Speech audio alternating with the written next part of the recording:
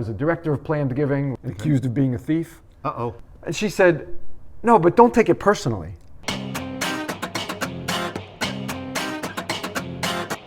Hi, this is Peter Heller. I'm here today with a new episode of Outrageous Fortune, where nonprofit professionals tell their most bizarre fundraising stories. And today I'm here with Tony Martignetti. Hi, Tony. Hello, Peter. Thanks very much for having me. Will you tell everybody a little bit about yourself and your professional work? Love to. I do planned giving consulting. Been doing that since 2003, and before that I was a director of planned giving, which is where my story comes from when I was a director. And aside from planned giving consulting, I host Tony Martignetti Nonprofit Radio, which is the most popular podcast for nonprofits. And we're honored to have you here today. That you've got a kind of bizarre, outrageous fundraising story. When I was a director of planned giving at a university, before I became a consultant, we had an estate. We had a $3 million estate, and I had met the woman while she was living. We knew that we were in her estate, and she confided in me and our vice president that her family was not close to her. She had never had children. She had been married, but her husband had died before her. She had no children, and her nieces, she only had nieces, and they weren't close. When she died, we were left a lot of money in her, what's called her residual estate, which is after the bequests, the small bequests to the nieces, then everything else was residual, and that everything else was like $2.7 million out of a $3 million There was no estate. money to some of the relatives. I don't remember whether there were any relatives that weren't included at all, but the ones that were included weren't too happy, including the one niece who called me not long after we got notified, because they understood that their aunt was pretty wealthy and that they were each only getting $10,000, the nieces. So one of those nieces called me, and she told me about how close she and her aunt had been through her whole life, how dear she'd been, like a daughter to her aunt. In fact, I remember her saying that she loved her aunt so much that she took a day off to go to her funeral. That's a deep, deep love. Bless her. When you take a full day off to go to your aunt's funeral, that's a depth of love. So she knew there was a lot of wealth in the estate, aside from her small bequest, including jewelry. Her aunt had a lot of very beautiful jewelry, very valuable jewelry. And the woman said, while she was trying to get me really to reduce the university's interest in her estate, which of course was totally out of the question, but she had no idea. She really didn't know how these things work. You probably wouldn't have been legally allowed to do that. No, of course anyway. not. No, of course not. And nor would I want to, even if I could, even if it was allowed by the court. I would never consider that. But she didn't really understand how things work. But she was trying to endear herself to me, so that I would reduce the university's interest in the estate. And in the process of doing that, she said, "Well, I really don't want my aunt's jewelry to end up on your wife's wrist." I said, do you really mean that?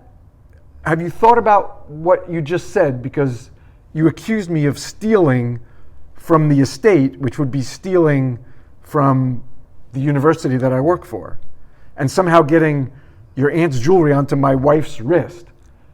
And she said, "No, but don't take it personally." I assured her that it was way too late for me not to take it personally. And by the way, I wasn't even married at the time. I had a girlfriend, but I didn't even have a wife. So she hadn't even done her research. And she said, "Well, how about my request to have the university get less?" And I said, "I really don't think you want my answer right now.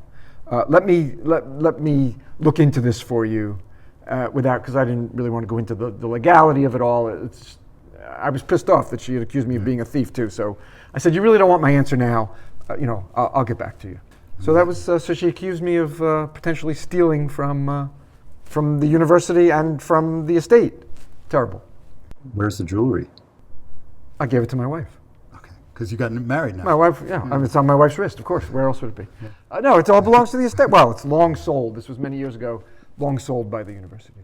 So, needless to say, the call didn't end well. Yes. Did you ever have another interaction with the niece? No, never heard from the niece again. Yeah, that's a great story. Bizarre, I don't know. Yeah. Yeah, okay. No, I've That never was been it. accused of stealing jewelry. See, you're a more honorable consultant than I am. I'm not sure I about obviously that. have a dishonorable face. I did 15 years ago or something. All right. Well, thank you for sharing the story. My pleasure. Thanks for coming. Thanks for coming to the library. Before we sign off, we're going to do our bad asking game. Okay. You don't know anything about I have no this, idea do what you? it is. No, I Okay. saw the envelope. That's Okay. all I know. So what usually happens is I let people pick a phrase out of here and then ask me like they're soliciting me for something. Because you're special, Yeah. I actually You're made, gonna pick- oh, I, yeah. I made a few pre-planned phrases for Peter Heller to ask Tony, because I know specifically about your plan giving prowess Go and ahead. your skills. So these are Okay. things that I thought you would be able to help me and my audience understand. All right. So you want me to explain what? Yes. Okay, So go I have, ahead. I have two questions. Go for it. Yep. It says questions for Tony M. I typed them out. They're all. It does say that. It's Yeah, I'm bona not going fide. to let you see All right. them. Okay, question number one. If someone goes on a quest, and that's capital A quest, and finds the Holy Grail, but then they die, can they leave it to charity in a B quest? B. Well, what's the next question? That's your best answer? Yeah. The yeah. word- the next that's one's that's good. all it deserved. Okay. Okay, if a crat and a crut have a kid, what would it be called? A klutz. I like that. Do you know what it might stand for, though? Klutz would stand for Charitable Lead Unit Trusts. A CRUT is a Charitable Remainder Unit Trust. It's a type of charitable trust. People get income for life, and when they die, what's left goes to charity. And what was the other one? A CLAT? A crut. No, that was the CRUT. Oh, a crat. Is Oh, there, the CRAT is the Charitable Remainder Annuity Trust. Similar, but the annuity trust pays fixed payments to the donors for their lifetime, and the Charitable Remainder Unit Trust, or as Peter prefers, CRUT, pays variable income over the donors' lifetimes. There's more to it than that, but for Peter's purposes, yeah. Because I'm we'll- like we'll leave it- we'll leave I'm it there. breeding them and having We'll leave it children there, with them. yes. Okay. Well, thank you again, Tony. My pleasure. All Great right, to Peter. have you Thank here. you. Thanks so much. And thank you, everybody, for joining us on this episode of Outrageous Fortune, and we'll see you next time. Remember to like and subscribe. Get your free major gift tools at HellerFundraisingGroup.com. What's your outrageous story? Write to info@HellerFundraisingGroup.com.